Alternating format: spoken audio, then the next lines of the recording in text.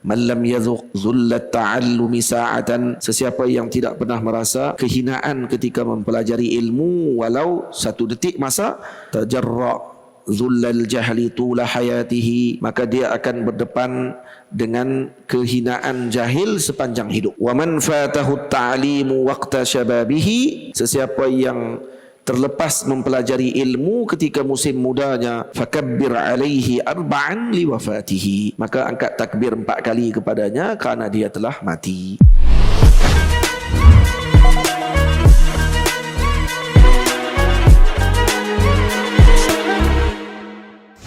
Bismillahirrahmanirrahim. Alhamdulillahi rabbil alamin, wassalatu wassalamu ala asyrafil mursalin Sayyidina wa nabiyyina Muhammad ibn Abdullah Rasulil Amin wa ala alihi wa sahbihi ajma'in. Sayyidina Rasulullah sallallahu alaihi wa alihi wasallam telah bersabda, "Utlubul ilma walau bis-sin." Tuntutlah ilmu walaupun sampai ke negeri Cina.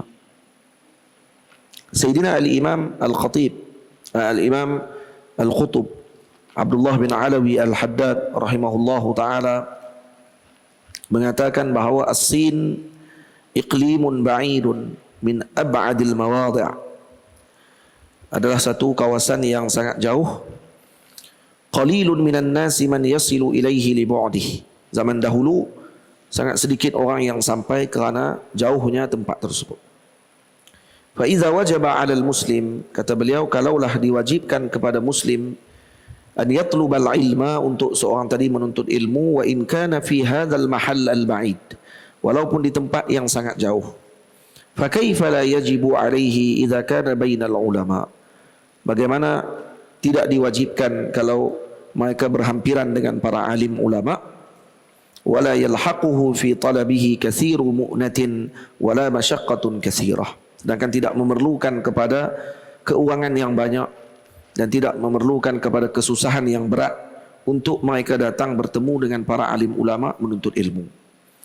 Maka kalaulah disuruh untuk pergi ke negeri yang jauh untuk menuntut ilmu, dan pada zaman dahulu sangat sukar, dan itu Nabi menyebutkan pun begitu, kena pergi kalau untuk tuntut ilmu. Sebab itu kata Imam Abdullah bin Alawi Al-Haddad, Qutbud Da'wah wal Irsyad, mengatakan, bagaimana jika kamu berada di kalangan para alim ulama dan ada di sisi kamu para alim, maka sangatlah tidak sepatutnya kamu tidak menuntut ilmu pada ketika itu.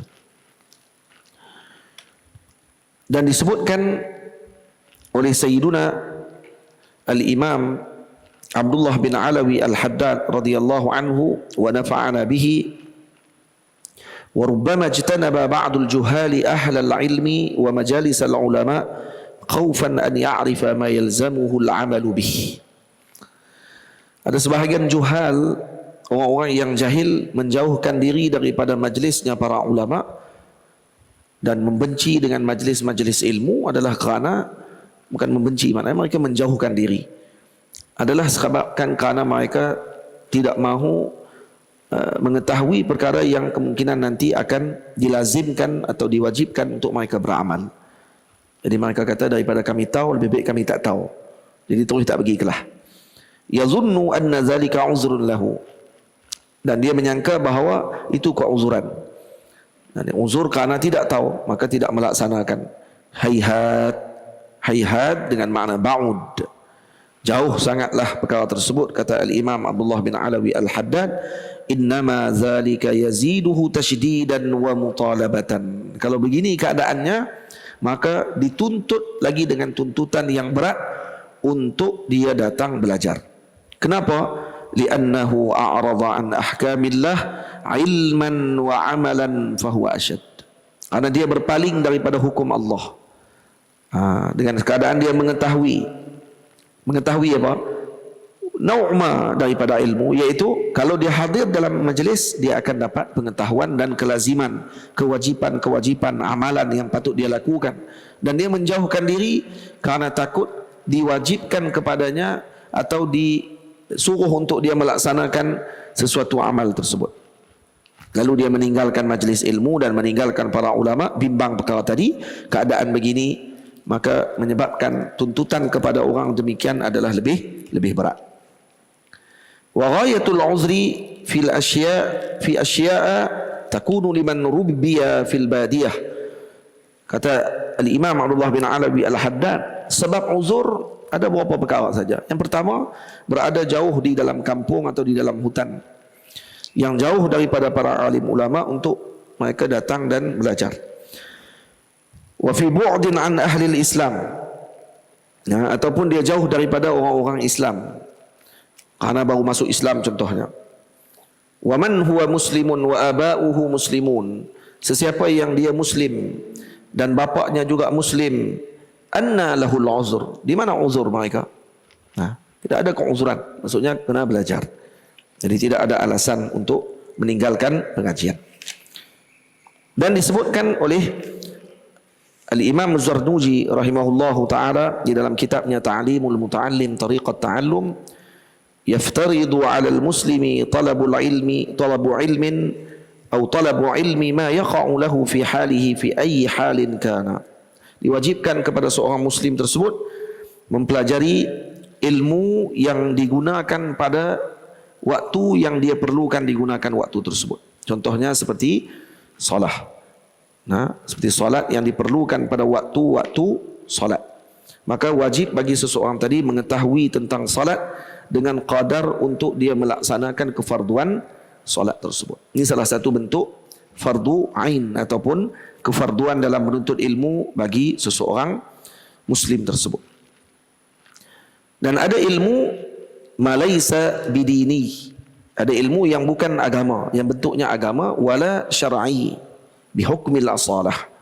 Dia bukan ilmu tadi, bukan ilmu yang bersifat dengan keagamaan ataupun yang bersifat syarak pada asalnya, seperti ulumul lughah, seperti ilmu lughah Arabiyah, nahwu, saraf dan seumpamanya, ilmu hisab, ilmu tib, ilmu perubatan.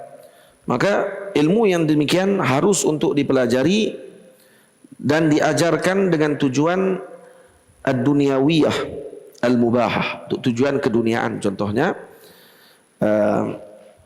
dipelajari nahwu contohnya untuk menjadi pensyarah dalam bahasa Arab. Contoh, saya nak mengajar di universiti nanti ataupun nak mengajar di sekolah dan seumpamanya. Boleh, karena apa?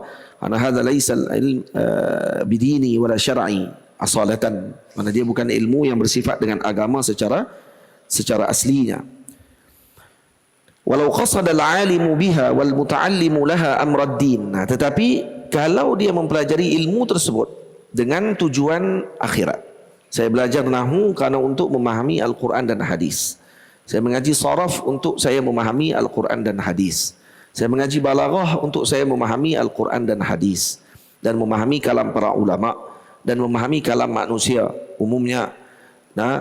Zalika fima yuslihu tawassulu bihi ila din. Yang mana-mana saja apa yang menyampaikan kepada agama, maka pahalanya besar. Dan min haitsu inna lil wasailil hukmal maqasid, karena bagi wasilah itu hukmal maqasid. Jadi hukum ilmu yang laisa asalatan min ad-dini wala syar'i, kalau dipelajari dengan tujuan keduniaan hukumnya harus. Tapi kalau itu dijadikan untuk akhirat, untuk agama Allah, maka dapat pahala yang besar walaupun nampak pada surahnya gambaran tadi ilmu dunia.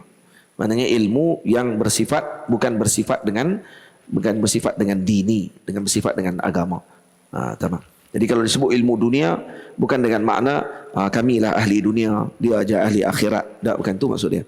Ad-dini di sini, dunia di sini adalah muqabilnya dengan ilmu dini, ilmu agama ataupun ilmu syar'i, ilmu syarak. Itu makna dia. Tamam.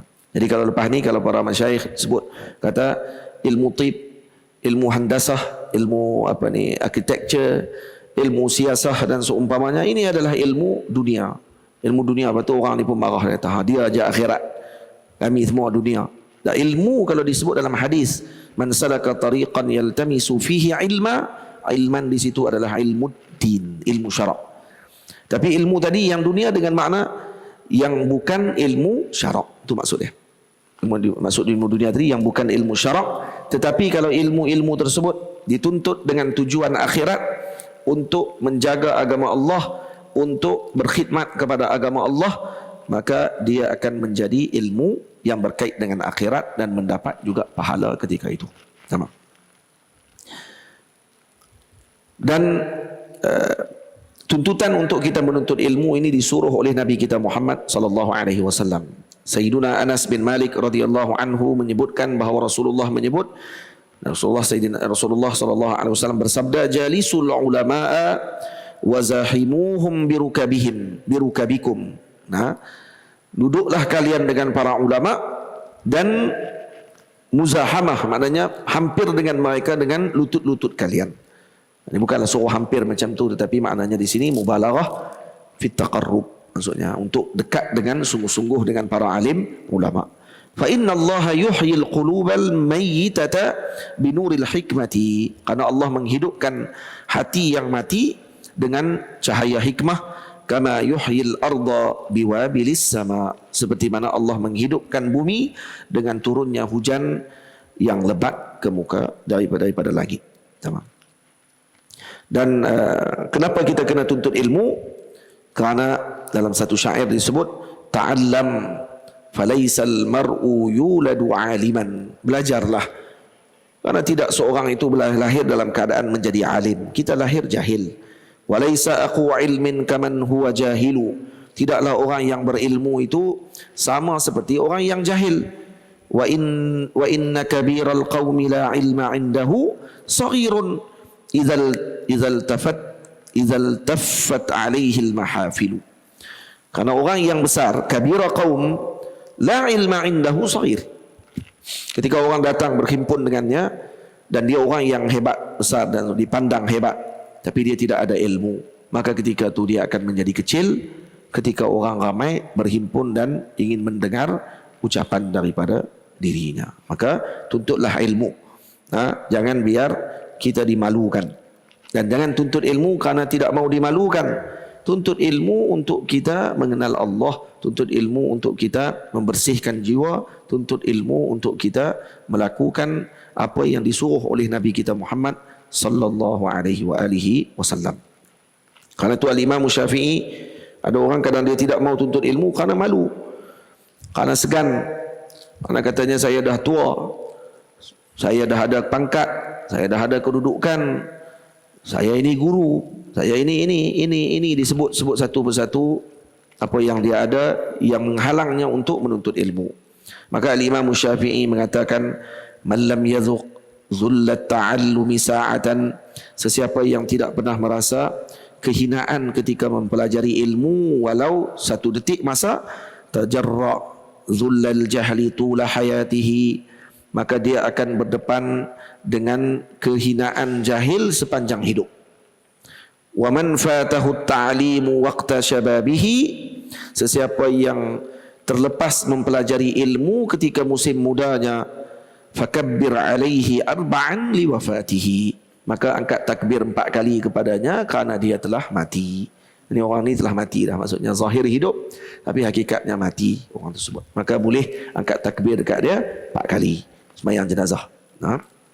Karena al-Imam Syafi'i mengatakan, hayatul fata wallahi bil ilmi wat tuqa, kehidupan seorang pemuda itu demi Allah adalah dengan ilmu dan taqwa. Ilmu, taqwa, dua.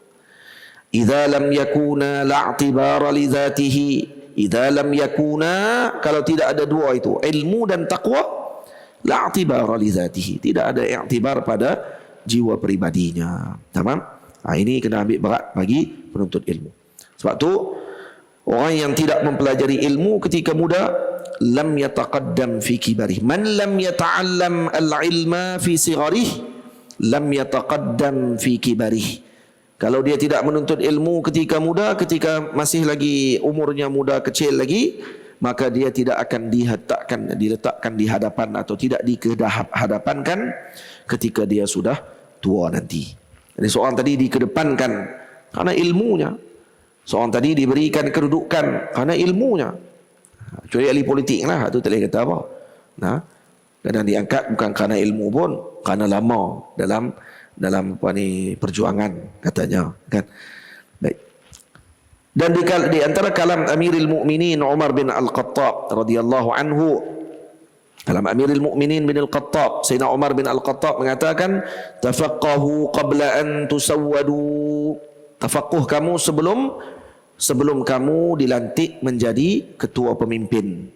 Apa sahaja? Bukan pemimpin parti sahaja, bukan pemimpin negara sahaja, pemimpin kepada negeri kecil kita, dalam keluarga kita. Seolah Sayyidina Umar bin Al-Khattab ingin mengatakan, wahai pemuda, tuntut ilmu sungguh-sungguh sebelum nak kahwin, karena kamu nanti akan jadi ketua keluarga kamu. Maka kena ada ilmu. Jangan nak kahwin ilmu tak ada. Itu Al-Imam Nawawi rahimahullah mengatakan, makna kalam Sayyidina Umar, ijtahidu fi kamali ahliyatikum wa antum atba'un qabla an tasiru sadatan. Itu hendaklah kalian bersungguh-sungguh untuk menyempurnakan keahlian kalian di dalam ilmu. Maksudnya bukan sekadar tuntut-tuntut saja, bukan hanya main sekadar mendengar ilmu daripada guru, dengar main duduk. Dah, la. Hadza laisa talibul ilm. Talibul ilm dia akan main dan kemudian dia akan berusaha untuk mencapai keahlian dalam ilmu tersebut. Kalau mengaji nahwu, jadi ahli dalam ilmu tadi. Maksudnya kesalahan dengan kebenaran dalam bacaannya lebih banyak benar daripada salah. Dan mengurangkan kesalahan tersebut sehingga tidak ada kesalahan. Kalau mengaji fiqh, sehingga menjadi orang yang pakar dan menguasai ilmu fiqh. Kalau mengaji ilmu tafsir, menguasai ilmu tadi dengan baik. Jadi semuanya penguasaan dan penguasaan. Jadi bukan hanya sekadar kata saya pergi mengajilah di pondok tu, saya pergilah di zawiyah, saya pergilah. Jadi tidak dapat keahlian yang sebetulnya. Ijtahidu fi kamali ahliyatikum wa antum atba'un qabla an tasiru sadatan. Jadi kamu hendaklah mempelajari ilmu dan kamu mendapatkan keahlian yang sempurna ketika kamu masih menjadi pengikut sebelum kamu menjadi ketua. Fa innakum, ini karena apa? Idza sirtum sadatan matbu'in, ketika kamu telah menjadi ketua yang diikuti, imtana'tum minat ta'allumi, maka kamu akan terhalang daripada mengaji. Waktu itu kamu dah besar. Lekehlah duduk dalam majlis. Tak. Sebelum pergi Azhar, pergi mengaji dengan para guru. Lepas balik Azhar, tak mengaji dah dengan para guru. Kenapa? Ana Azhari. La ahtaj ila al-julus في مجلس مشايخ في بلادي لأنهم يتكلمون بلغتي، وهذا ليس لغة العربية، وأنا فقط حضرت مجلس العلماء الذي يتكلم بلغة العربية بحتة. لغة العربية saja saya akan hadir. Walaupun yang hadir tadi tu imamnya daripada Mesir kan, tu imamnya, tapi sebab cakap Arab terus hidup. Ini baru beda. Tapi kalau masyayikh di tanah tempat dia sendiri yang alim, tapi mungkin tidak boleh cakap bahasa Arab dengan laju seperti mana mereka tersebut, maka dia mengabaikan dirinya untuk duduk berteleku di depan para guru di negerinya sendiri. Maka ini kerugian yang besar. InsyaAllah kita akan sambung pengajian kita pada esok pagi. Wassallallahu ala sayyidina Muhammad wa ala alihi wa sahbihi ajma'in. Walhamdulillahi rabbil alamin.